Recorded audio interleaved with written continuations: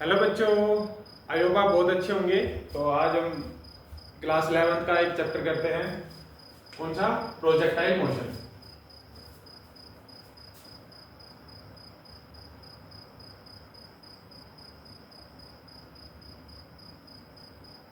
आज बात करेंगे हम प्रोजेक्टाइल मोशन पे।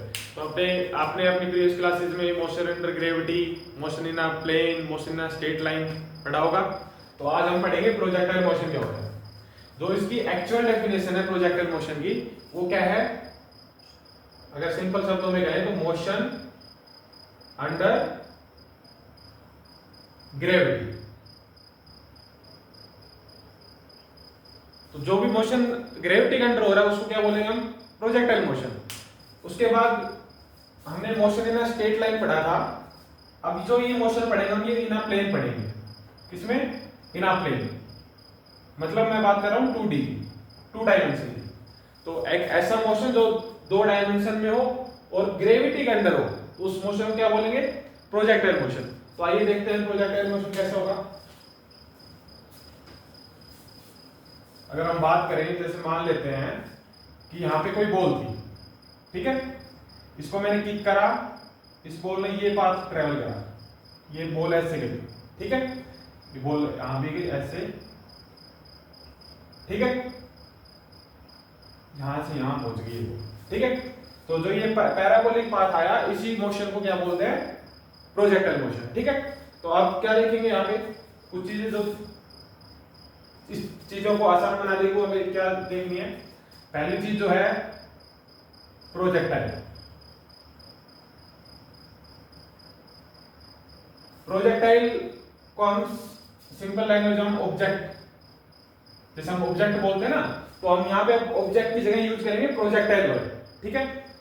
उसके बाद हम नॉर्मली जैसे बोलते हैं रास्ता या डिस्टेंस, जो पाथ बोलते हैं, तो पाथ जो वर्ड है उसको हम यहाँ पे यूज करेंगे पाथ को ट्रेजेक्टरी के नाम से। किस नाम से? ट्रेजेक्टरी, ठीक है। उसके बाद टाइम ऑफ फ्लाइट। अभी टाइम ऑफ फ्लाइट क्या है? नई चीज आप लोगों के लिए।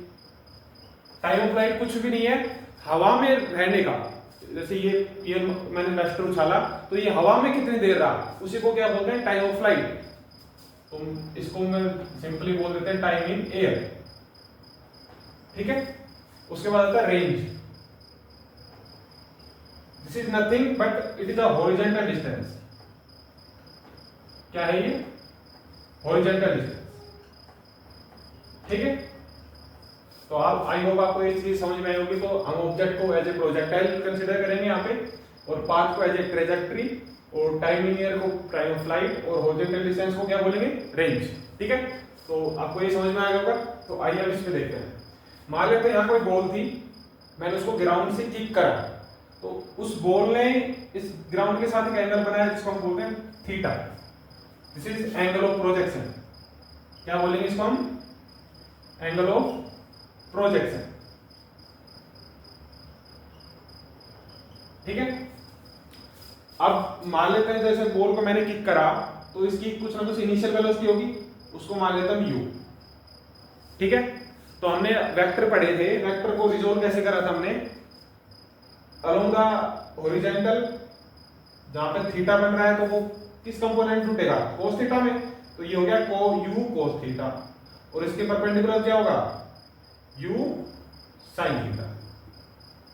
इतनी चीज क्लियर हुई? ये चीज हमने पढ़ रखी है कैसे कंपोनेंट को रिजोल्व करते हैं। अलोंग जहां पे थीटा एंगल बन रहा है वो कंपोनेंट रिजोल्व होगा u cos थीटा में, और उसके परपेंडिकुलर किस में होगा? u sin थीटा में। इतनी चीज क्लियर हुई? ठीक है।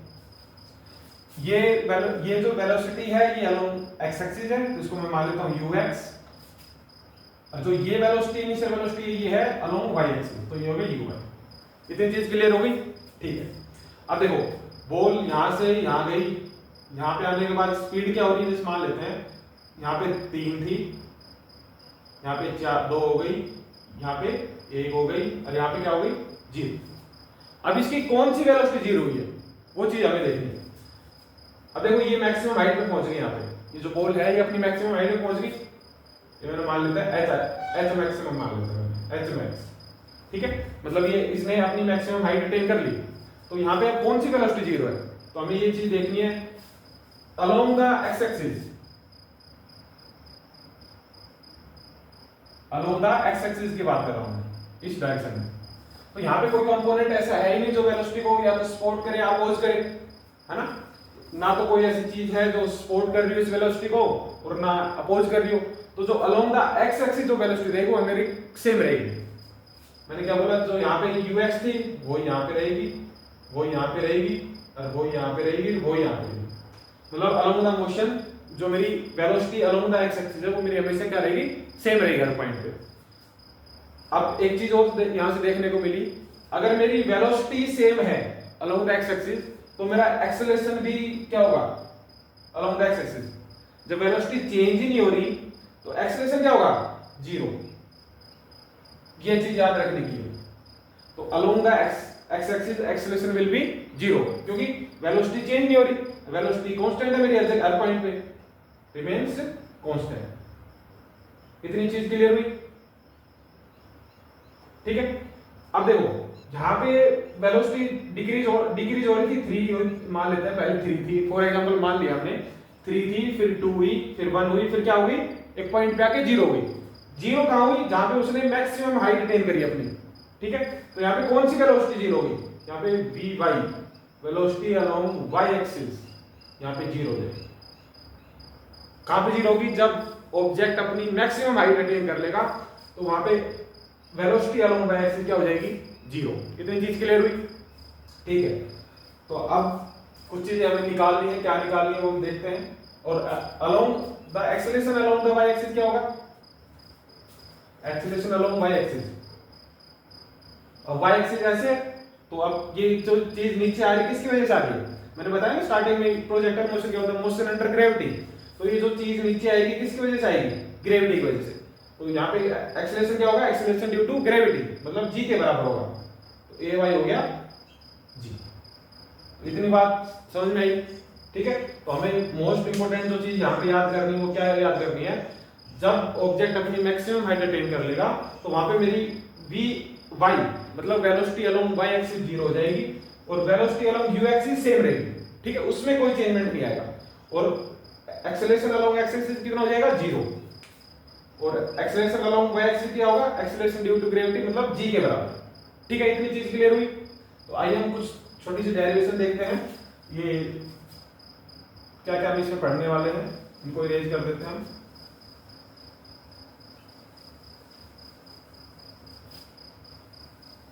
तो पहली चीज जो निकालनी है हमें वो निकालनी है टाइम ऑफ फ्लाइट। क्या निकालना हमें, टाइम ऑफ फ्लाइट, ठीक है। चलो निकालो, मान लेते हैं इस पॉइंट को ए नाम दे देते हैं, इसको बी नाम दे देते हैं और इसको क्या देते हैं, सी नाम देते हैं, ठीक है। कि ऑब्जेक्ट ए से बी गया और बी से सी आया। तो देखो यहाँ पे अब पहली चीज जो हमें याद रखनी है वो क्या याद रखनी है, हमें जो भी काम करना है वो सारा वाई डायरेक्शन में करना है या वाई एक्सिस में करना है, ठीक है, अलोंग वाई एक्सिस या वाई डायरेक्शन, इस चीज का हमें ध्यान रखना है, ठीक है। अब अलोंग द वाई एक्सिस मान लेते हैं ऑब्जेक्ट यहां से चलना स्टार्ट कर रहा है, वो यहां पे पहुंच गया, ठीक है। तो यहां पे जब पहुंच गया, मैंने बताया जब ऑब्जेक्ट अपनी मैक्सिमम हाइट अटेन करेगा तो वेलोसिटी अलोंग वाई एक्सिस कितनी हो जाएगी उसकी, 0। तो vy कितना हो गया, 0। Velocity initial velocity along y axis कितना था, uy u sin थीटा। और एक्सेलरेशन क्या होगा अलोंग वाई एक्सिस कितना, -g। इतनी चीज क्लियर हुई, रख दो इसको। इक्वेशन ऑफ मोशन पढ़ी हमने, क्या क्या, मैं यहां पे लिख देता हूं, v = u + at, s = ut + ½ at²। Third क्या पढ़ी थी, v² - u² = 2as, ठीक है। तो हम यहां पे फर्स्ट इक्वेशन यूज करें तो ये होगा vy = uy प्लस में ay × t, ठीक है। सारी वैल्यू यहां पे रख दो। vy कितना, 0, uy कितना है, u sin थीटा, ये कितना है, ये हो गया माइनस का g × में t, ये gt को उधर भेज, ये होगा gt = u sin थीटा। इतनी चीज क्लियर हुई। अब यहां से हम t की वैल्यू निकालें क्योंकि मेरे को टाइम ऑफ फ्लाइट निकालना है ना, तो t निकालो। तो t आया कितना आया u sin theta upon g। तो मेरे पास ये t की वैल्यू आई कि मेरे a से b पहुंचने में कितना टाइम लगा। अब जितना टाइम a से b पहुंचने में लग रहा है उतना टाइम b से c पहुंचने में लगेगा। तो मान लेते हैं यहाँ पे भी जो टाइम t लग रहा था स्मॉल t वही टाइम यहाँ पे लगेगा t। अब मेरे को टोटल टाइम निकालना है a से लेकर c तक का, तो मैं दोनों t को ऐड कर दूं तो टोटल टाइम मेरे पास क्या आ जाएगा t capital T equal to t plus में t, दोनों वैल्यू रख दे, ये होगा u sin theta upon g plus u sin theta upon g। कितनी चीज क्लियर हुई? तो ये होगा 2u sin थीटा अपॉन में g। ये किसकी वैल्यू आ गई? Time of flight. आसान सी डेरिवेशन थी, मोस्ट इंपोर्टेंट डेरिवेशन है, पेपर में आ जाती है काफी बार, तो आई होप आपको समझ में आई होगी ये चीज। बस हमें जो चीज याद रखनी है कि हमें मोशन जो कंसीडर करना है वो y एक्सिस के अलोंग करना है। वेलोसिटी मैंने बताई, जब ऑब्जेक्ट अपनी मैक्सिमम हाइट अटेन करेगा तो वहां पे वेलोसिटी अलोंग y एक्सिस कितनी हो जाएगी? 0। ठीक है, इतनी चीज क्लियर हुई? चलो, तो ये हमें याद रखना है। अब मेरे को जैसे मान लेते कोई ऑब्जेक्ट दे दिया, उसकी इनिशियल वेलोसिटी बता दे और थीटा बता दे, अब पूछे टाइम ऑफ फ्लाइट क्या होगा, तो हम निकाल सकते हैं 2u sin theta upon g से। इस फॉर्मूला पुट करेंगे और टाइम t की वैल्यू आ जाएगी। इतनी चीज क्लियर हुई? ठीक है, अब नेक्स्ट देखते हैं हम।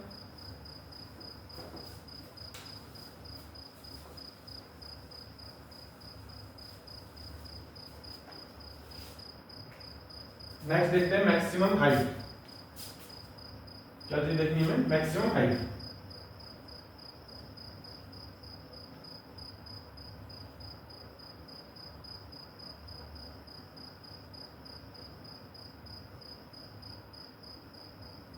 तो ये मैक्सिमम हाइट बनता है। तो मान लेते हैं ये ऑब्जेक्ट ने यहां से ये वाली मैक्सिमम हाइट अटेन करी, ठीक है।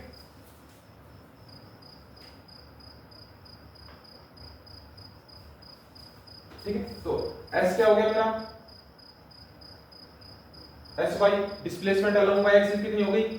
h के बराबर, इसको लिख लो h मैक्सिमम हाइट। ठीक है, उसके बाद वेलोसिटी अलोंग वाई एक्सिस क्या हो गया? 0। Velocity along initial velocity along y axis कितना है? u y equal to u sin theta. ठीक है, सेकंड इक्वेशन पुट करें, थर्ड में पुट करते हैं इसको। थर्ड इक्वेशन क्या थी? v square minus u square equal to 2as रखो, तो होगा vy का स्क्वायर माइनस uy का square equal to 2ay into में sy। मैंने बताया ना, हमें जो मोशन कंसीडर करना है वो किसके अलोंग करना है? y एक्सिस के अलोंग। vy कितना? 0, तो ये होगा 0 माइनस uy, ये होगा u sin थीटा का whole square equal to 2ay कितना हो गया? मैं बताया था ay कितना हो गया? माइनस का g। ठीक है, तो ये होगा इनटू में माइनस का g। sy कितना है? h, ये हो गया h। ठीक है, इसको सॉल्व करें तो ये हो गया u minus u square sine square theta equal to minus 2gh। Minus से माइनस कैंसिल, तो मेरे पास क्या बचा? u square sine square theta equal to 2gh। यहां से हम h की वैल्यू निकालें, h की वैल्यू होगी u square sine square theta upon में 2g। This is our maximum height.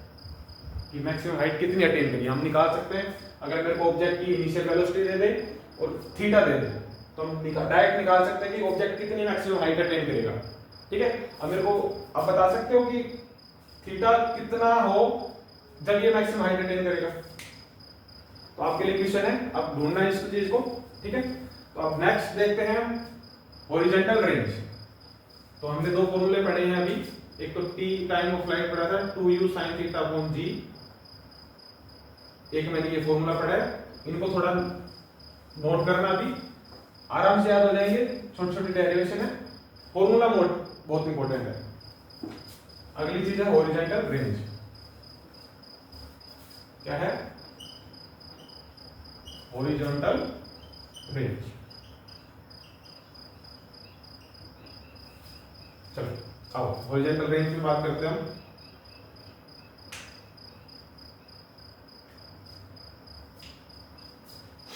अब देखो हॉरिजॉन्टल रेंज निकालना है हमको। अब हॉरिजॉन्टल रेंज में कौन सा एक्सिस लेंगे? एक्स एक्सिस कंसीडर करेंगे। क्यों? अब ऑब्जेक्ट यहां से चला और यहां तक आया, अब अलोंग द वाई एक्सिस तो यहां पे डिस्प्लेसमेंट 0 हो गई मेरी, तो मेरे को किसके अलोंग निकालनी पड़ेगी? एक्सिस एक्स एक्सिस के अलोंग। तो मेरा ux कितना हो गया? Initial velocity along x axis कितनी होगी? ux u cos theta. ठीक है, इसको मैंने r मान लिया, तो मैं sy को sx को क्या मान लूं? Capital r। इसको मान लेते हैं हॉरिजॉन्टल रेंज। ठीक है, उसके बाद क्या करें?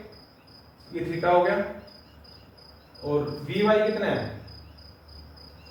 0 और ay माइनस जी के बराबर है। ठीक है, रखे नहीं एक्सेलरेशन अलोंग वाई एक्सिस कितना हो गया?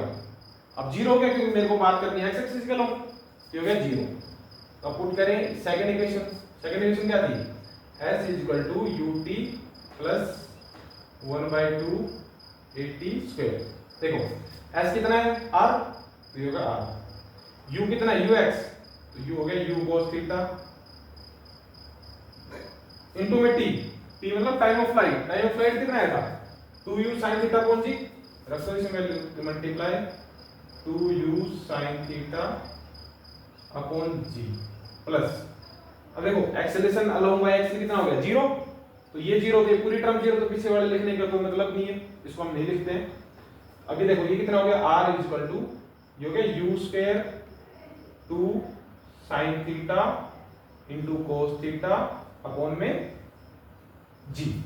ठीक है, अब मैंने मैथ में एक आइडेंटिटी पैदा रखी, क्या? 2 sin theta into cos theta किसके बराबर होता है? sin 2 थीटा के। पढ़ा हुआ है मैंने, तो 2 sin theta into cos theta इधर रख सकते हैं sin 2 थीटा। तो मेरे पास जो r का रेंज का फॉर्मूला आया वो आया u square sin 2 theta upon में g। ये मेरी आई हॉरिजॉन्टल रेंज। तो मैंने 3 फॉर्मूले देखे यहाँ पे। एक तो टाइम ऑफ फ्लाइट निकाला 2u sin theta upon g, एक निकाला मैंने maximum height u square sin square theta upon 2g, एक निकाला मैंने हॉरिजॉन्टल रेंज कितना निकाला? u square sin 2 theta upon में g। तो आई होप आपको ये चीज क्लियर हुई होगी। ठीक है, तो अब देखते हैं क्वेश्चन कैसे आते हैं इसके ऊपर।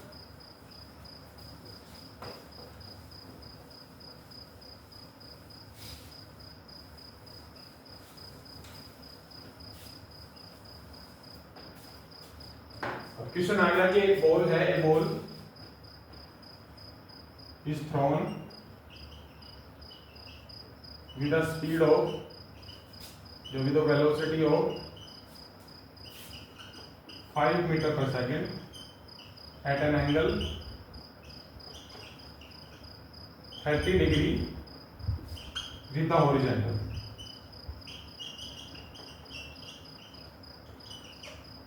कैलकुलेट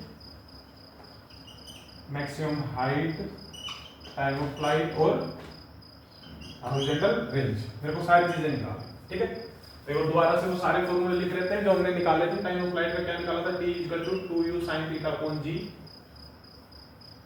हॉरिजॉन्टल रेंज क्या निकाली थी? u square sin square theta upon 2g। नहीं, हॉरिजॉन्टल मैक्सिमम हाइट निकाली थी, हॉरिजॉन्टल रेंज निकाली थी हमने r equal to u sin 2 theta u square sin 2 theta upon में g। तो सारी वैल्यू अब रखते हैं। तो पहले टाइम ऑफ फ्लाइट निकालते हैं t। t का फॉर्मूला क्या था? 2u sin theta upon g। तो ये 2u sin थीटा अपॉन में g। सारी चीज दे रखी है मेरे को, तो g की वैल्यू यहां पे ले लेना 10। क्यों? क्योंकि मेरे को कैलकुलेशन आसान करनी है, तो उसके लिए हम g की वैल्यू क्या लेते हैं? 10 ले लेते हैं। तो ये हो गया 2 इनटू में u कितना है? 5 इनटू में sin एंगल कितना है? 30। sin थीटा कितना होता है? 1/2। देखो 1/2 अपॉन में g कितना है? 10। 2 से 2 कट गया, 5 में 5, 5 में 10, तो ये आएगा 0.5 सेकंड। इतनी चीज क्लियर हुई। ऐसे ही हम क्या करेंगे? मैक्सिमम हाइट निकाल लेंगे इसकी, ऐसे ही हॉरिजॉन्टल रेंज निकालेंगे। तो इतनी चीज क्लियर हुई। तो आई होप आपको ये चीज समझ में आई होगी। तो मिलते हैं नेक्स्ट वीडियो में, आगे इस प्रोजेक्टाइल मोशन को आगे प्रोसीड करेंगे। तो तब तक